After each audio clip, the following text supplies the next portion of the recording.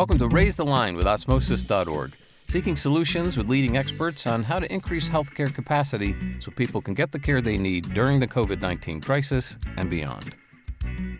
Hi, I'm Shiv Gaglani. We've had the pleasure of speaking to an amazing array of accomplished people on Raise the Line in the 300 episodes we've done, but never an elite athlete like our guest today, Leonard Marshall.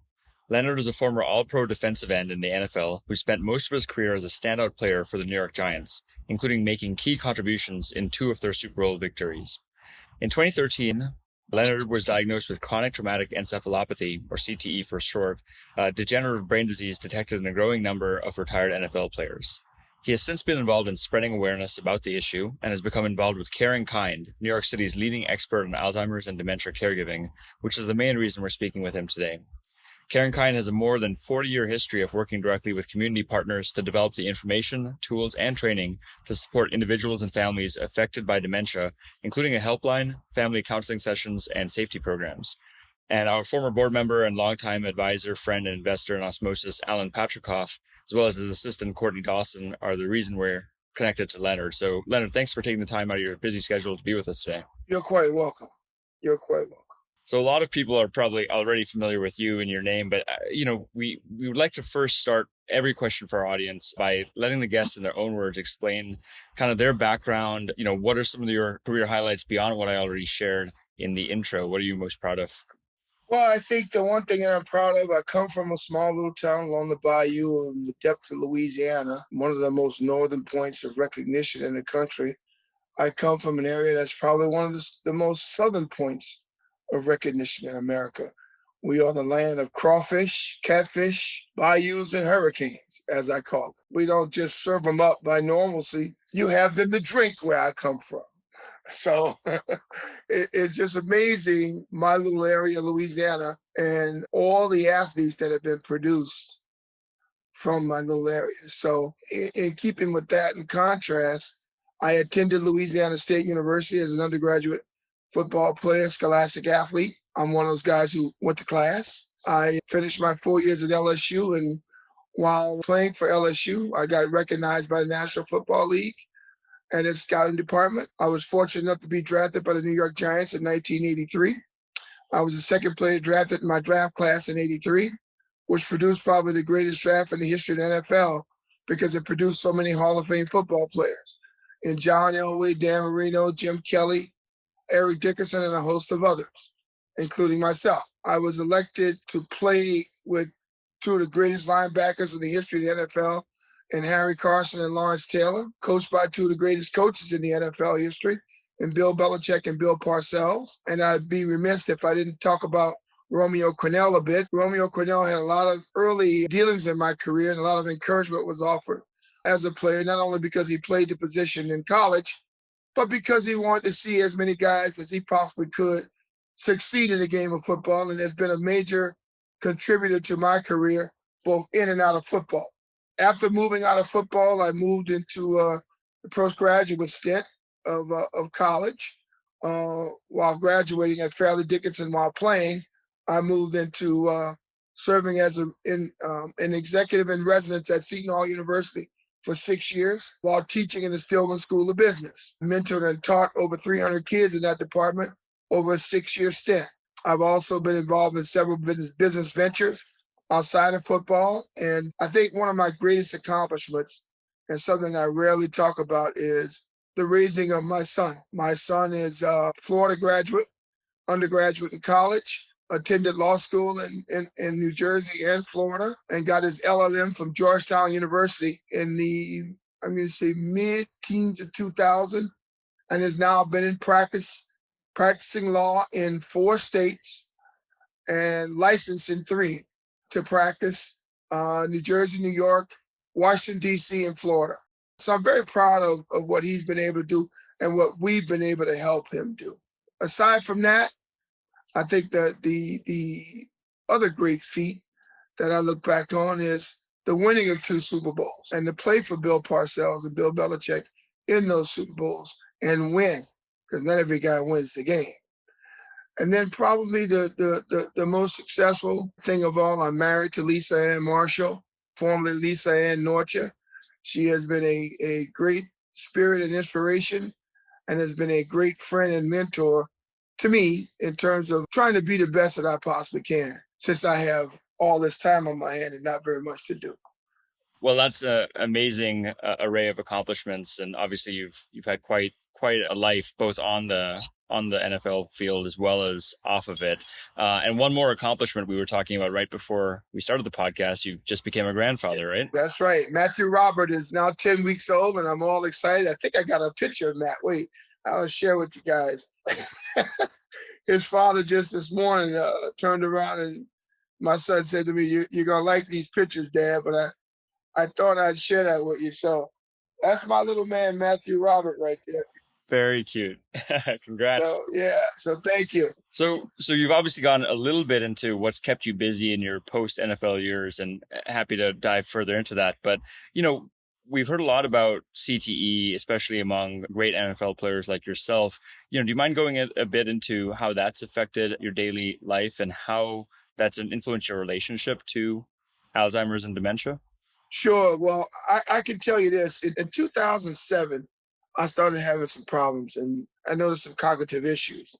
And at that time, it was a crazy space in my life, and place in my life, rather. And I was in a crazy space and trying to determine what's going on with me and why. And the why thing became quite prevalent because I noticed a major change in my behavior and my attitude. I started getting phone calls from players and friends.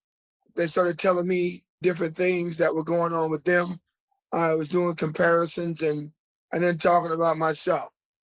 3 of the guys I talked to are now deceased: David Little, Reggie Roby, and my dear friend David Duras. And all 3 had chronic traumatic encephalopathy.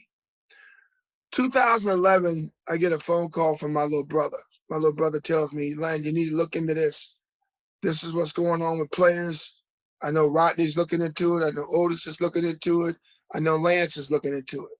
Okay, I'll look into it. Now, I didn't want to tell my little brother what was going on with me because I didn't think I needed that to be spread out through my family. So I kind of kept that hush hush. In the meantime, I called the attorney and I started looking into this further. He suggested that I take some time, start to get some treatment. So I started doing a lot of reading. I started reading about hyperbaric chamber treatment. I started reading about CBD, the use of marijuana. I started reading about all these different nutraceutical treatments that you can get. I started doing some blood work, intensive blood work with a company called Synergenics to try to turn around reproduce better cells in my body, thinking that the cell deficiency was probably some of the cost of my brain being injured. Unbeknownst to me, I come to find out some of that was attributable. However, it was blows to the head from football and severe blows. I mean, over 300,000 blows, to be honest with you. So I started taking a real strong position against it.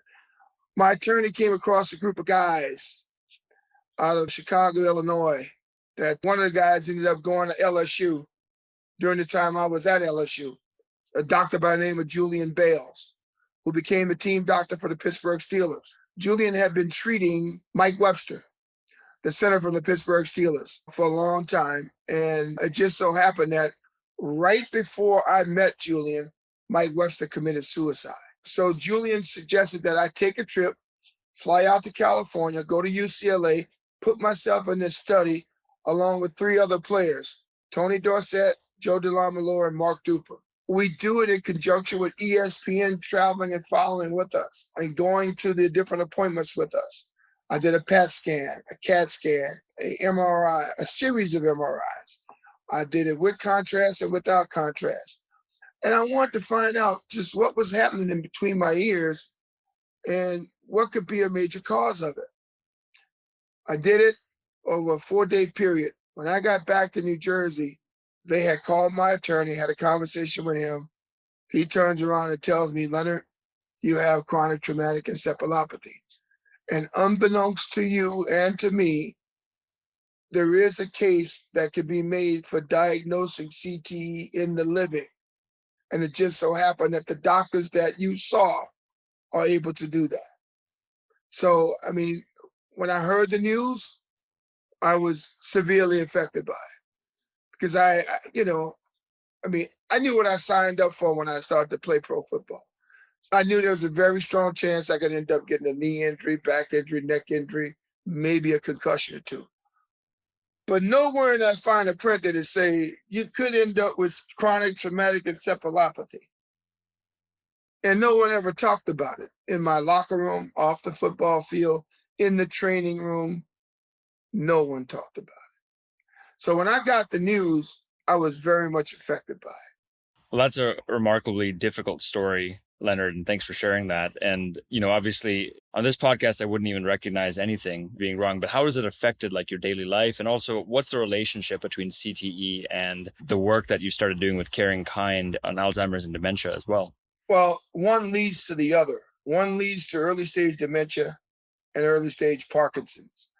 And from that, Alzheimer's could be derived, rather.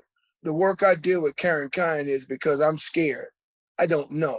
The unknown is what is, fear is the greatest motivator, fellas. I mean, it motivated me to be an athlete. It motivated me to return to society. It's motivated me now to come to understand what I'm walking around with every day. Am I a ticking time bomb ready to explode? Or can I deal with it and treat it the way I have, in which I've used the following: CBD, cannabis, blood work, heavy blood work, hyperbaric chamber treatment, for a couple of hours a week, which really, one, will improve the flow of oxygen into the brain, and two, my ability to breathe when I meditate or when I take it down a notch. Yeah, and you also mentioned Cenogenics. The work that Cenogenics did early on helped me to see the value in terms of hormonal and cell regeneration, and really how to pay attention to blood work. Pay attention to blood work often. That's been really good. I mean, I guess I can say that's the reason why at 60 years old, I feel as I kind of have this thing under control a little bit. It could be this way today and something way out of left field tomorrow. So, but today, I think I got it under control. Definitely appears that way. And so can you tell us a bit about how your relationship with CaringKind began and how long you've been a supporter of theirs? Sure. I've briefly been a supporter of CaringKind. I came to know CaringKind by some of the people that work internally, but the main person that contacted me from CaringKind was Courtney Dawson. And Courtney and I have maintained a friendship for a number of years. We share a few mutual friends. One of them happens to be a doctor who is the head of the ER at Lenox Hills Hospital by the name of Robert Glatter. And I respect Robert. Robert was a sideline doctor for a long period of time for the New York Giants, and he also worked for the Jets for a minute. But aside from that, Dr. Glatter and I maintained a friendship, a very respectful friendship, and one that I could go to him in the strictest confidence or whatever it might be and get a true definition of what's happening, what I'm concerned about, and as defining of a moment, come to understand exactly how to deal with it from a medical standpoint. And I respect him for that. No matter what it is, if I go to him with it, he'll just shoot it to me straight. That's great. And we think the world of Courtney as well. She's wonderful. Yes. And Alan has been working with her for a long time. Speak very highly of her as well. So, CaringKind does a lot for the community. I know you were just there at the major gala they had over the summer or a couple months ago. What among the CaringKind support services resonates most with you, and how come? Carol Byrne, and Eleanor Tuton. From the moment I got involved with them, they wore their heart on their sleeve. And they laid it out for me. They made it real easy for me to understand what they do. The people, that I met from CaringKind have been just, wow. Like, I'm blown away. Just to hear you talk about Alan and the fact that Alan and his wife took the time from it. I don't know where the guy found the time to do this, but took the time from his co-chairmanship of his business and his eyeballs off of that business and onto this event alone, it speaks volume. I met some people that just blew me away at their ability to give, just to give, and just to be concerned about, someone's mental health someone's brain health, all cognitively speaking. I met a guy I would assume this woman was his girlfriend. I met a guy, a doctor from California, who treated Muhammad Ali by the name of Sheldon Jordan. He treated Ali for 25 years. I would have never known this man had I not gone to that event. Okay? I would never have had the conversation, the depth of a conversation with someone who had dealt with someone on that level, like Muhammad Ali, who lived out his life with Parkinson's. Hell, I was diagnosed with early stage Parkinson's by a group out of Virginia. I want to say Ruston, Virginia. So that touched me, man. That touched me big time.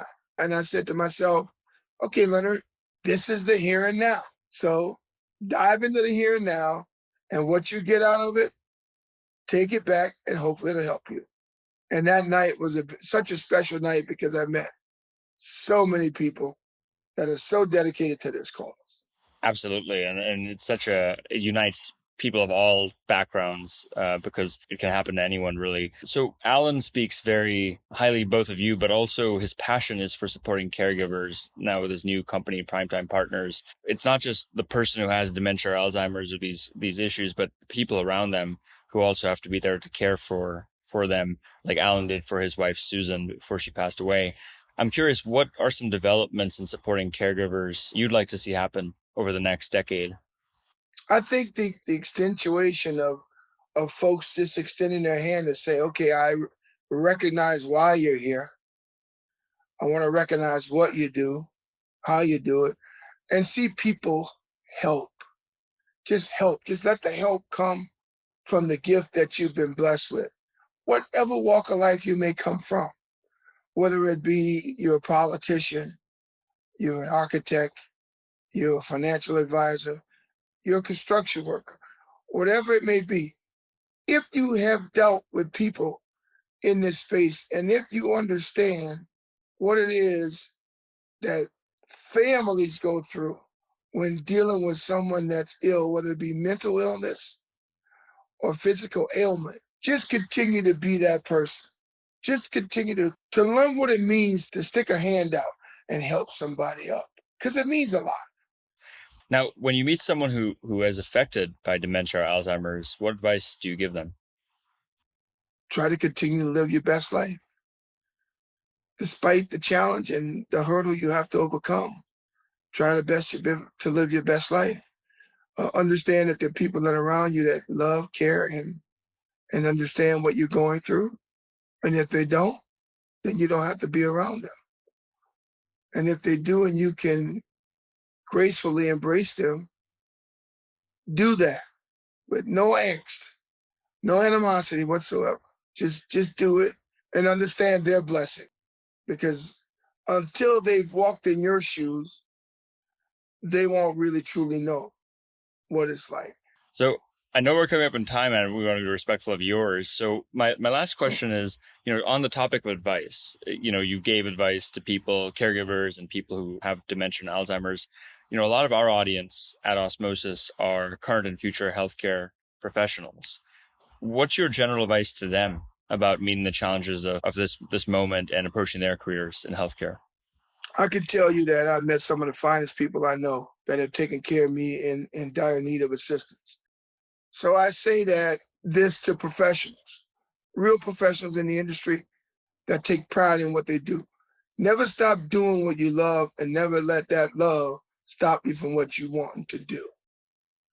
Always continue to give of yourself, and always know that there's someone that will appreciate what you do, and they will show you how much they appreciate it someday, just because it might not be that moment that you expect. It might not be the moment that you want, but there's someone that gives a damn about you.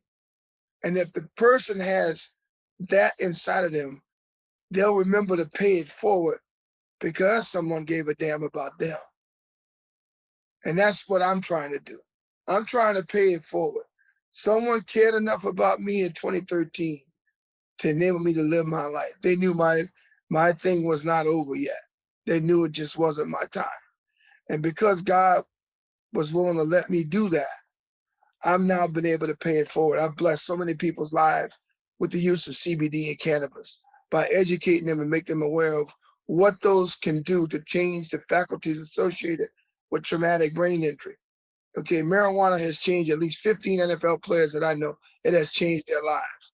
CBD, cannabidol, has changed their lives. I got a teammate right now, I won't name his name, but I will say he's had a thyroid brain surgery where he's had a tumor removed from above his eye. I've been feeding him CBD for the last 7, 8, 9 years. He's still living.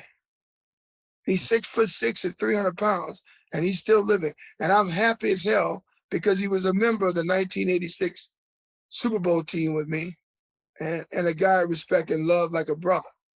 So, and he's going to be 60 years old here in a few weeks. So I practice what I preach. I ask other people to do the same. If you love people, you love life, and you have the ability to touch someone else's life, do it. Do it. Because that guy, at the end of the day, when you go stand at the altar, that's the only guy that really matters. That cat upstairs, all those others that you got pats from the back from and told you how great you were, they won't be around when you meet the pearly gates. They won't be there. He will, but they won't be there. Well, I mean, that's great advice, and obviously well suited for our audience who are dedicating their lives to being professional caregivers and working with people who have Alzheimer's, dementia, CTE, and the other conditions we talked about today. So, Mr. Marshall, I really appreciate your time and obviously the advocacy you have for it's clear the passion you have for this community and these conditions. And I appreciate, respect what you and the rest of your team are doing. And Courtney, if you hear this podcast, it was you who told me just how great this organization was. And I'm so proud of what we've been able to accomplish. Thank you very much. Thank you again. And thanks again to Courtney and Alan and everyone else who's involved with CaringKind. And with that, I'd like to thank our audience for checking out today's show. I'm Shiv Gaglani, and remember to do your part to flatten the curve and raise the line. We're all in this together. Take care.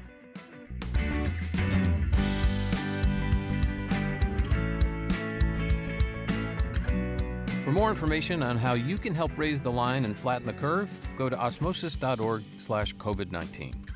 If you like this podcast, please share it on your social channels. You can also subscribe to the series and check out all of our podcasts at osmosis.org/raisethelines podcast.